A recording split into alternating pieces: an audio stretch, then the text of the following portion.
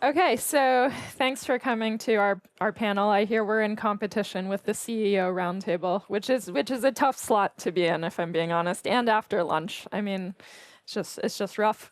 But this panel is the road ahead, shaping the future of UK micromobility policy. Just curious, who here lives in or otherwise is involved in UK micromobility policy?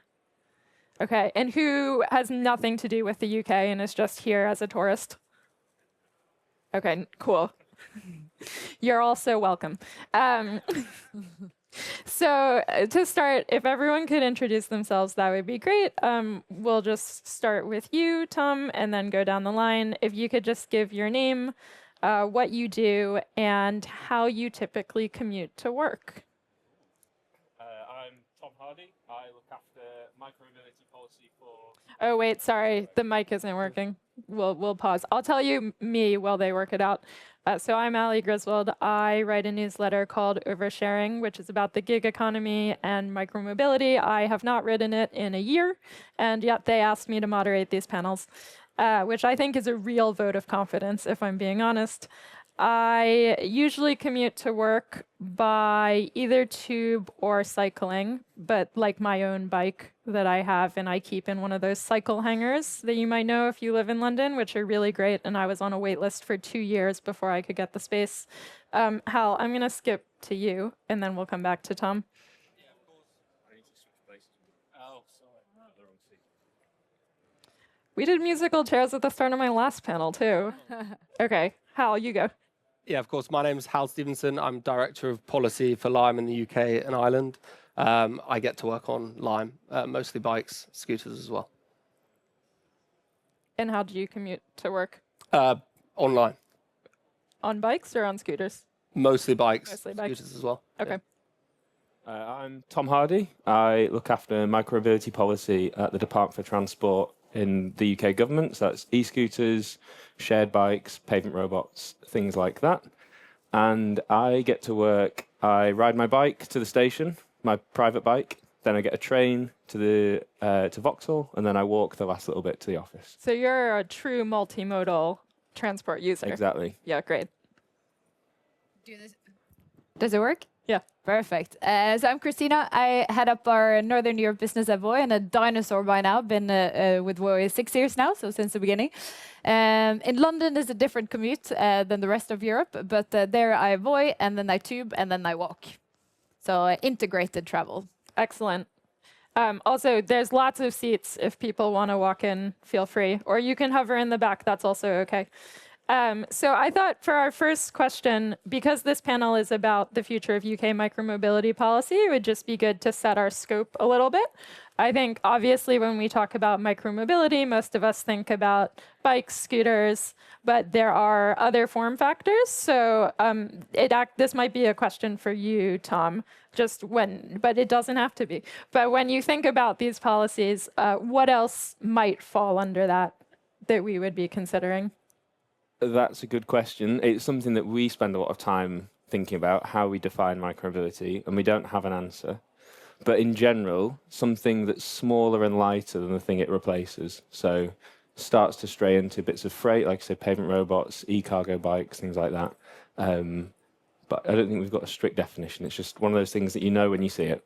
Okay, well, that's exciting because we can give you a definition in this panel.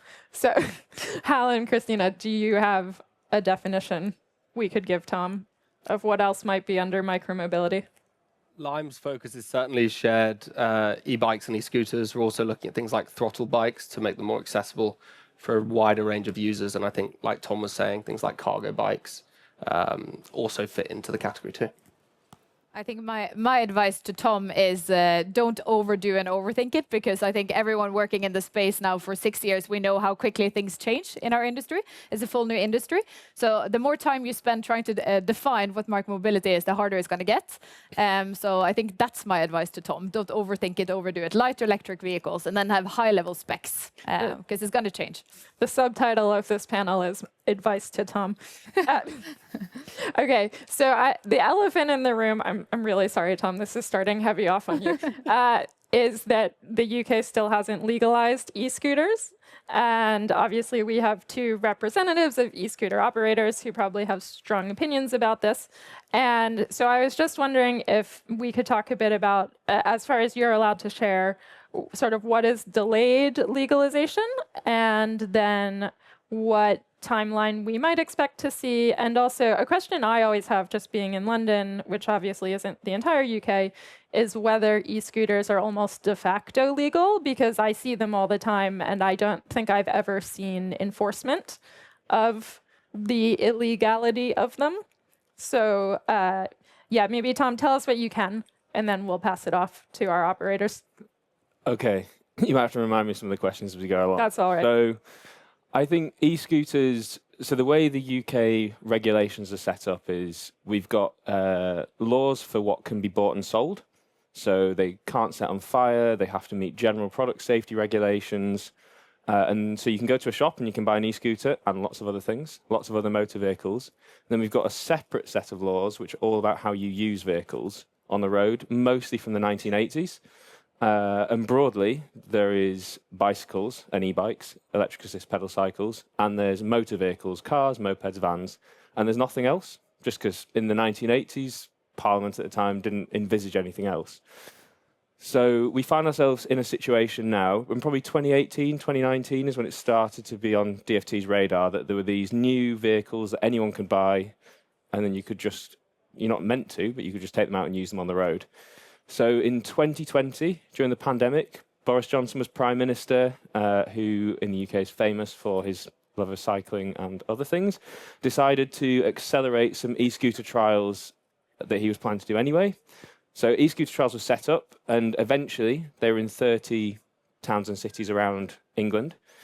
And then in 2022, he announced that later that year, he was going to legalise e-scooters and micromobility. Just to clarify for our audience, all of these things set up by Boris are run through the Department for Transport, right? So the e-scooter trials, absolutely, they're run, well, I mean, it's operators who do the on-the-ground stuff. Local authorities decide how and where they go. Yeah. But the kind of overarching responsibility is directly run by the Department for Transport, using some powers that we have in that motor vehicle legislation to test and trial new vehicles. 2022, he announced he would legalise micromobility in May, and that's when I joined the team. And then about 2 months later, he was no longer the Prime Minister. We then had another one, and another one. And by November that year, there was all sorts of other things. There was energy bills. I can't even remember what else was going on in the UK at the time. But parliamentary time was distracted and much more. And then we got very close to the general election. And I think under Rishi Sunak decided that tackling e-scooters and micromobility wasn't one of the things that he wanted to run into the election with. So is it fair to say e-scooters in the UK are a victim of political chaos and the cost of living crisis? I'm not sure about a victim of it, but, you know, it's politicians, you know, I think the UK is unique and different from Europe in that, like you said, you know, the perception of e-scooters is not good, partly because of political choices over time. So it's always going to be difficult for any government to come in and try and make a positive story. One that I think Boris Johnson very clear on, a similar way to cycling in London and then afterwards, which a different political leader had a different view on. Sure. I'm gonna pause you there because I can see Christina wants to talk. I have a very bad poker face, but I think I mean it's definitely complicated, and I will raise my hand and say it has been more complicated in the UK than other European markets for many reasons, right? But I think one of the reasons why it's continuing to be a trial means that everything is a little bit always on the hold, right? Which means that with regards to public perception, it's very hard to get away from this is just a tool or this is just a toy to this is a true integrated mode of transport as long as it's a trial. And this, again, back to my first argument, like, don't overcomplicate it, because the complication means that you keep delaying it and it continues to be a trial, right? So rather do an okay enough legislation and legalization, and then you work your way from that again.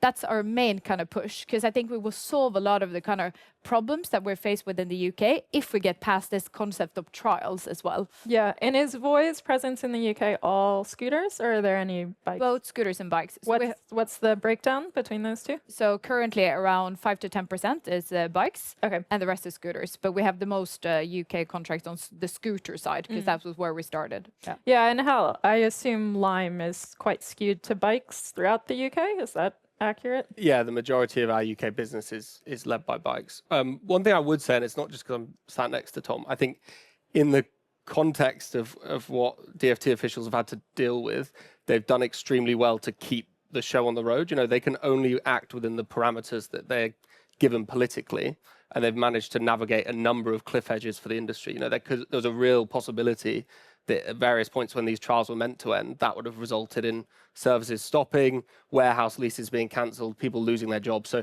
yes, we always want things to move faster, but I think in the constraints which they've been given, they've been able to maneuver through them really well in terms of finding new data to investigate and to find reasons to extend the trials. The slight problem we have now is that that's been going on for 5 or 6 years. And fundamentally, we're commercial businesses that want a sufficient number of vehicles to be ridden a sufficient number of times per day to make a sufficient margin to be profitable. And we're not, research labs or, silicon pilots, whatever you want to call it. And we've sort of run out of the amount of data we can share because we've been going through it for the last 6 years. But yeah, I mean, I was going to say that's much longer than we trialed the COVID vaccine. And I think I'd rather have rigorous vaccine testing than rigorous e-scooter testing. That's just me. So yeah, because you mentioned it, so what data do you currently share in your typical UK market? So the scooter data is in part what is required via DFT in terms of the trial regulation. We're going through a new wave of that now, again, to justify why the trial's been extended again. And then also we agreed different data sharing metrics with the individual partner cities in which we operate. And when you say scooter data, can you break down some of the specifics in that? Yeah, so I mean, broadly, you're looking at demand. So, usage figures, number of trips, number of riders, TVD. Then you're looking at compliance. So, are people parking in the right place? Are those parking locations overcrowded? How many scooters are tipped over, etc. What percentage of the fleet is available to ride? And then you're looking at safety data, and that's been a big one for the trial. The aim here is to demonstrate that scooters can be introduced into UK towns and cities safely and provide connectivity and sustainability benefits. And do you also share that equivalent breakdown of data on Lime bikes? Yeah, so we share a lot of data on bikes. We're looking at what more we can do there. Because of the size of our bike business in London, some of that data is more commercially sensitive. So it's harder to share as much of it as we are able to do with scooters. Again, because the scooters is a trial framework, it relies on data sharing in order to be able to continue operating. Okay, so you share less data on bikes, is what I'm hearing. Yeah, well, there's no national regulation around what data you need to share with on bikes. So we agree it all with individual partner boroughs, and that's part of the contracts or MOUs that we operate in London and outside London. And what are your thoughts on data sharing, Christina? Do you want to fire up the panel a little? Then let's talk data. So I think we have a little bit of a different approach to Hal and the team on this one. So I mean, live data sharing on everything is our approach, and that goes for scooters and bikes, no matter if it's a requirement or not. I think for us, our approach is transparency. That benefits everyone, right? Transparency with regards to who's using these bikes, who's using these scooters, where are they being used, in which areas, what can we learn from it? Of course, we need to share data. One of the coolest thing about micromobility is that we have data on, as Hal said, everything.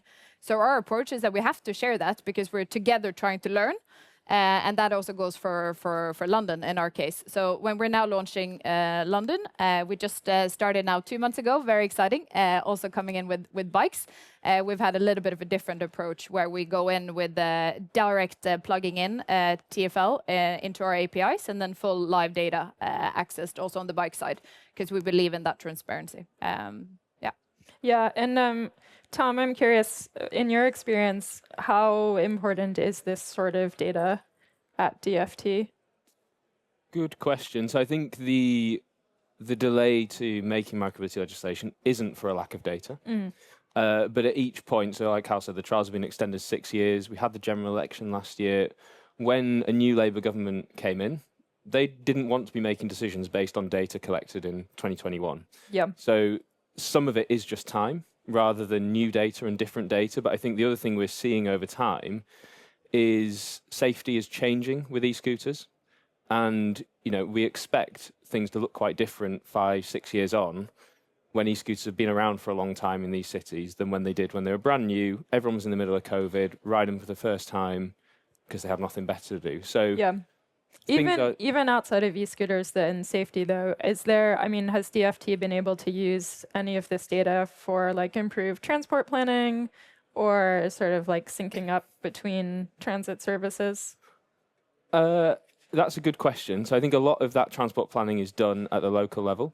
And the way the data is collected, a lot of time goes into cleaning the data and working out what goes on, because DFT receives essentially the GPS waypoints from each scooter and then tries to turn them into something useful. Again, something we're doing now with the direction of the new government is working out how we can use that data for things like public transport planning, cycle infrastructure planning, and working out what we can learn from it. But I think we're at the stage, we've just commissioned a second evaluation of the trial, so that's where we'll kind of really get into some of the nitty-gritty on how it can be used. Yeah. So in terms of the broader UK picture, we've got a couple moving pieces right now. In the spending review, there was £616 million announced for active travel, which includes cycling and walking, and that was sort of reduced from previous years on an annual allocation.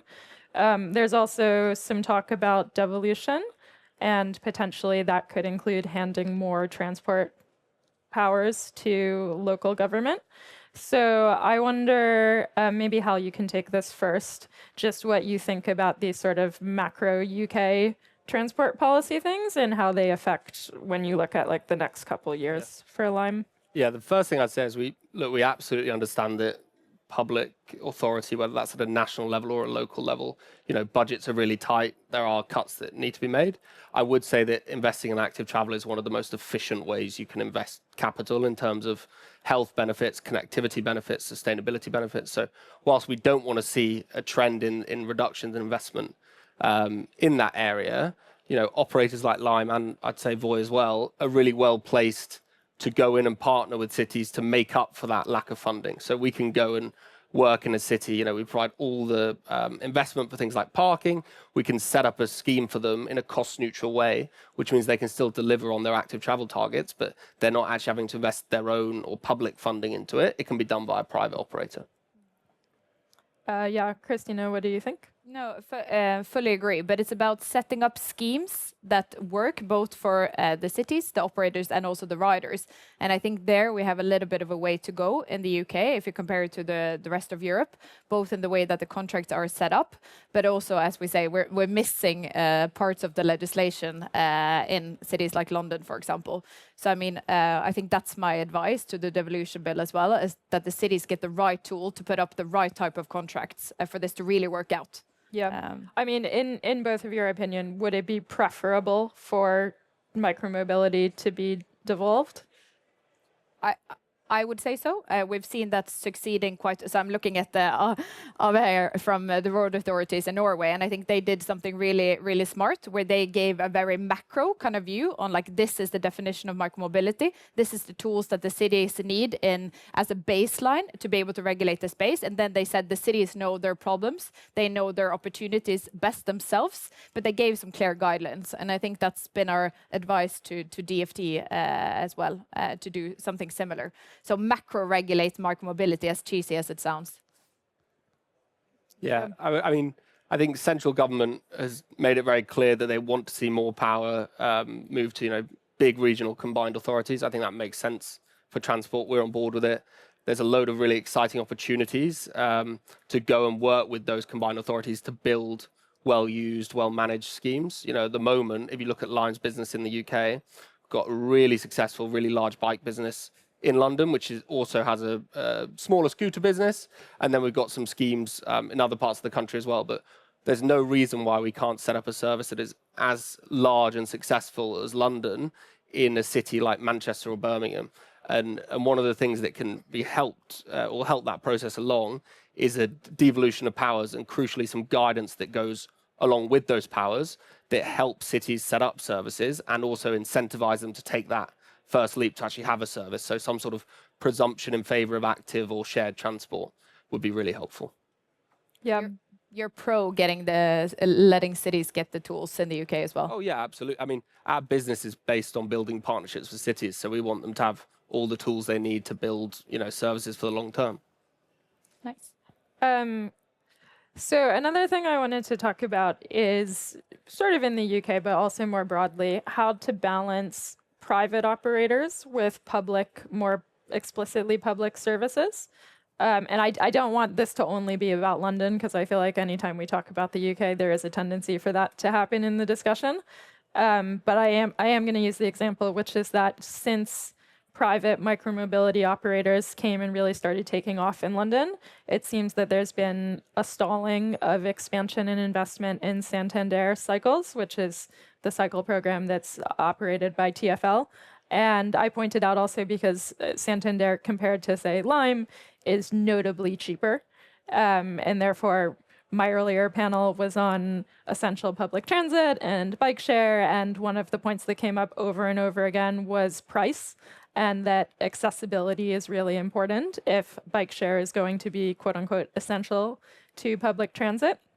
And another example on the panel was Beryl, which in Manchester has public subsidy, and so therefore the typical ride price works out to like £1 or £2, which again is just like notably cheaper than the last time I took a Lime Pike. I didn't get the pass, that was my mistake, but it was like £10 and it could have been a £2 bus ride. And I just thought, who does this? A lot of people, apparently. So anyway, with that whole preamble, I wonder how you see the private side operating in conjunction with the public side, and if we can ever get to price parity between the two of those, or if functionally to be a profitable, successful private company, the price will always be something of a premium compared to a true public transit service. And I'm going to give that to you first, Hal, because I called out Lime. Yeah, of course. I think it depends completely on how you design the scheme. So how Lime traditionally operates, particularly in large cities where you're delivering really significant services, is we pay a pretty big fee to be there. And as a result, we need to pass on some of those costs to the end user to make sure that we're able to run the service in a financially sustainable way for the long term. And can you give an example of the type of fee you might pay in like a London borough? Yeah, so you're talking hundreds of thousands of pounds a year. You can talk revenue share percentages, for example. And I think that a lot of that's been covered in earlier discussions in terms of how you design tenders or selection processes that don't over-index on that. But then if you look at the subsidized schemes, essentially a local authority will say, look, we'll cover some of the costs, so actually we'll pay you to deliver the scheme, and then we'll just recoup a little bit of that money back through artificially suppressed prices. And that's great, The reason Lime is able to be so successful in London is because all the hard work that went into the Santander scheme. It is wrong to think of us as competitors. The worst thing we can do is try and have some sort of race to the bottom on price, or a customer acquisition. Can we get someone off Lime onto Santander or TfL bike or vice versa?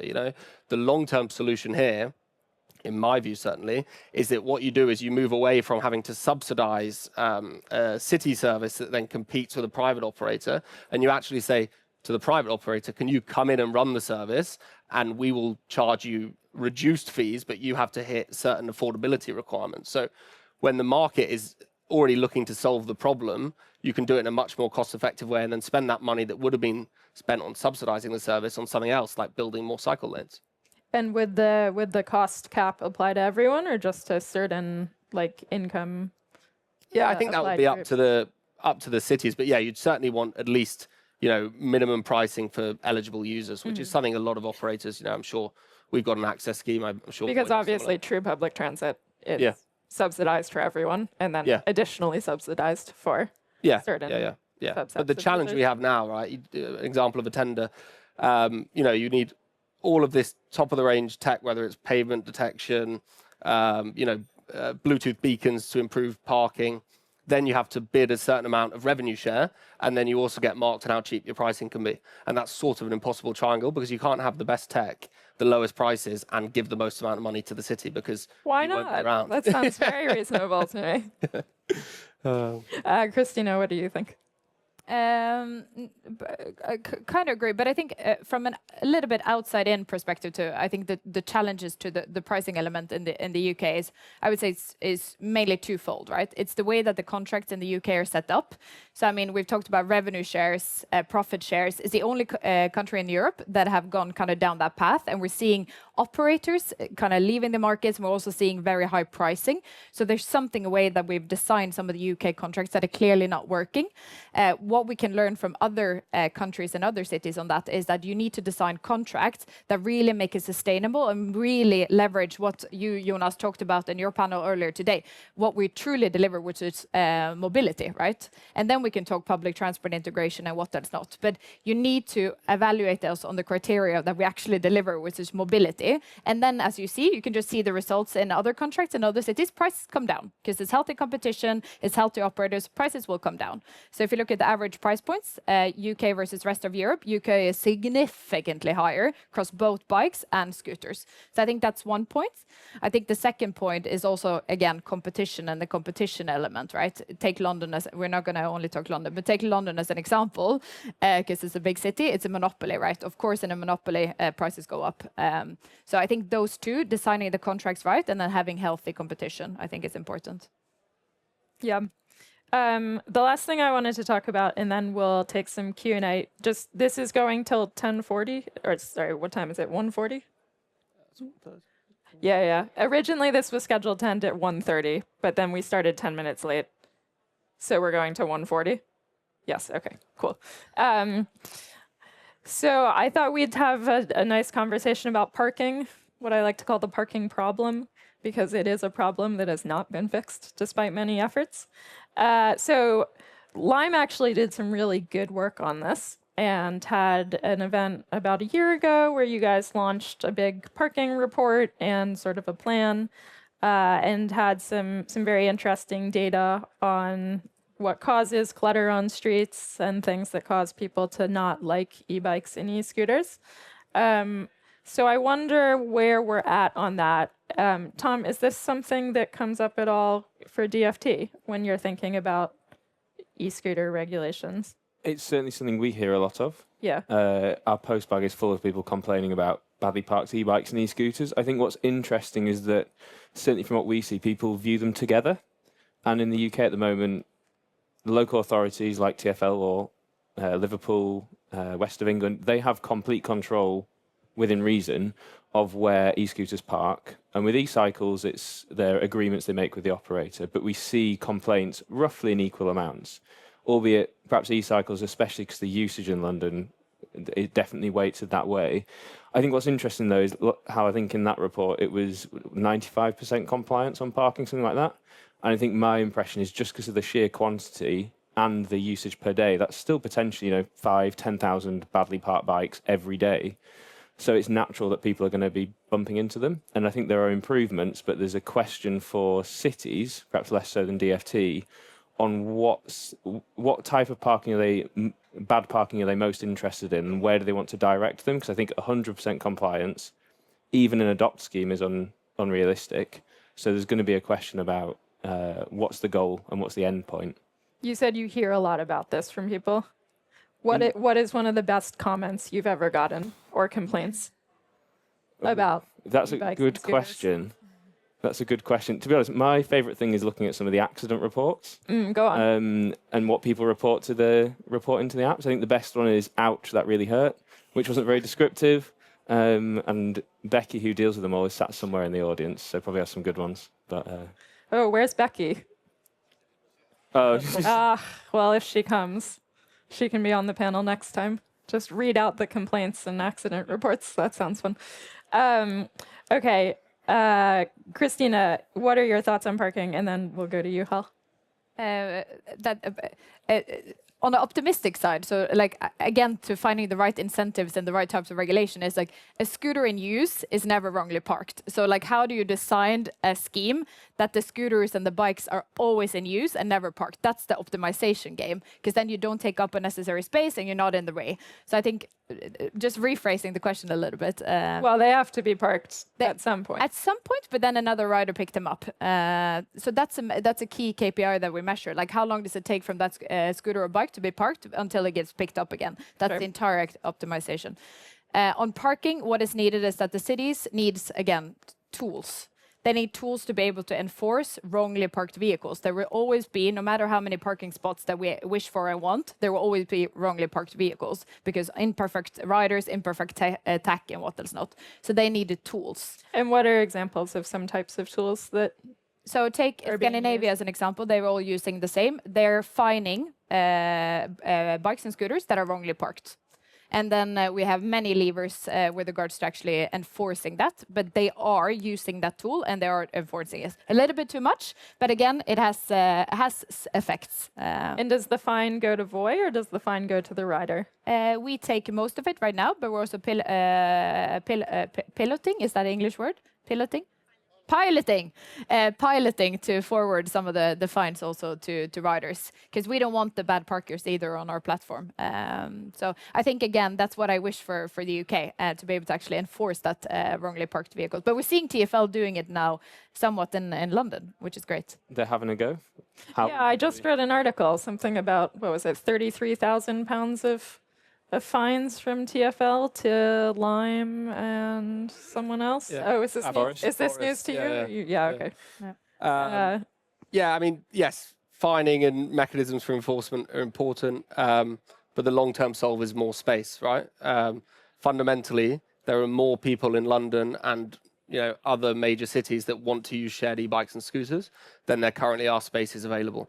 And until you can get that balance right, there's always going to be people who are trying to do the right thing, but can't because the nearest parking bay is too far away or the one they're at is too overcrowded, that they're forced to leave it there and either the operator or them take the consequences. So we see building more parking as the long-term solve. It's why I've invested £5 million doing it in London, and I'm sure we're making similar investments globally as well. Yeah, and I think an important part of this conversation is, again, thinking about the space that cars occupy and how much of that we can continue to reallocate to other uses. Because, I was saying to Hal before this panel started that one of the recommendations in the Lime parking report last year was that regular bike stands on the street that had below a certain amount of utilization, like 30%, should be allowed to double as e-bike stands. And that is the bane of my existence, because I ride my bike everywhere. And sometimes I try and show up and there's just like these Lime bikes parked on either side, and they're not really using the stand, but they're blocking it for everyone else. And I can't stand it. I mean, I really thought about writing in to tell them, but I'm just telling him here. So that's just as good. But really the bigger issue, right, is that we shouldn't be forcing e-bikes to compete with everyday cyclists for space, right? We should be taking more street space and road space and giving it to things like bike bays and street furniture for bikes and cycle hangers, which they've installed a lot of in Hackney, which is my neighborhood of London, which is great. So what is the pathway to that? And maybe you would know more about this, Tom, in terms of like the road regulation and management? A little bit. I'd say that in terms of central government, local authorities have the power to do that road space reallocation. It's not kind of the UK government holding them back. It's just really politically difficult. It happens with the cycle hangers. If you try and say to a street of residents, we're getting rid of some car parking, whether for cycle lane or for shared bike, there's always just lots of local opposition. And I think some of it is just a timing thing. So we're kind of forgetting, rewind 2 years, and Lime bikes, they were around, but nowhere near the number they are now. And the Santander scheme's been around for well over a decade and has nice, slow, careful expansion, and the user base grows with it. You don't see the explosion. So I think some of it will happen over time. Yeah. And the trying to redesign an entire city at the speed at which dockless bikes have grown is just an impossibility. Definitely more that could be done. And I do think in London, having a strategic authority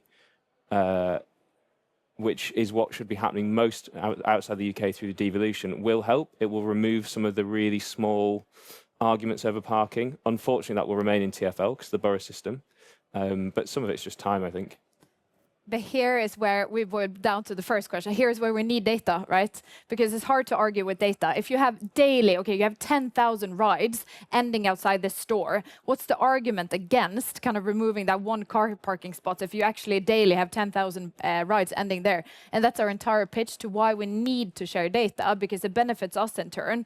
But without that data, it's very hard to make that argument politically to say like, okay, you actually need to take away this space from a car and replace it with a micromobility, because it's like chicken and egg effect, if you can even say that in English. But yeah. Who's not sharing that data? Are you sharing full bike data? Yeah, in terms of trip ends and parking identification, yeah. And number of vehicles as well? But that's a separate. What you're talking about there is how do you assess demand for parking, and we share a huge amount of data with all of our partner boroughs about where the vehicles are being parked, and then we provide funding to turn that. Why don't you then share how many bikes you have in London? Well, I'm not going to sit across from my competitor and tell you how many bikes we've got in one of our biggest markets. But we know, but the city doesn't know. Okay. That was a good exchange. But we all agree more data for more parking. Yeah. Yeah. Okay, cool. We've got 4 minutes. I'm going to take a couple questions, maybe 2 questions. Yes, you were very fast. I think there's a mic, but you can also just yell it out.